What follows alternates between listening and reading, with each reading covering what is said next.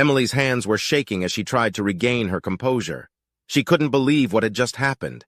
The hitchhiker had disappeared without a trace, leaving her alone in the car on a dark and stormy night. She took a deep breath and tried to focus on the road ahead. The rain was still coming down hard, but she knew she had to keep driving. She didn't want to be stranded out here in the middle of nowhere. But as she drove on, Emily couldn't shake the feeling that something was still watching her. She couldn't explain it, but she just knew that she wasn't alone. The road was winding, and the rain made it hard to see.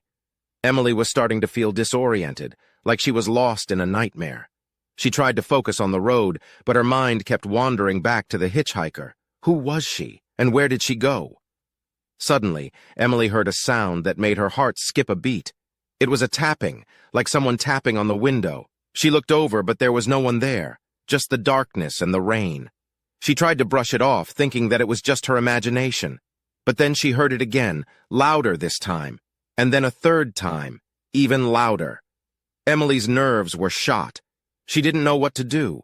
She was alone, in the middle of a storm, with something out there, tapping on the window.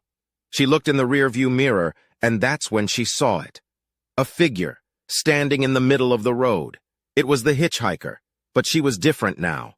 Her clothes were torn, her hair was wild, and her eyes were glowing red. Emily gasped and slammed on the brakes. But it was too late. The car skidded on the wet road, and she lost control. The last thing she remembered was the sound of metal crunching and glass shattering. When Emily woke up, she was lying on the side of the road, drenched in rain and blood. Her head was pounding, and her vision was blurry. She tried to sit up, but her body wouldn't respond. And then she saw her, the hitchhiker standing over her, her eyes still glowing red. Emily tried to scream, but no sound came out.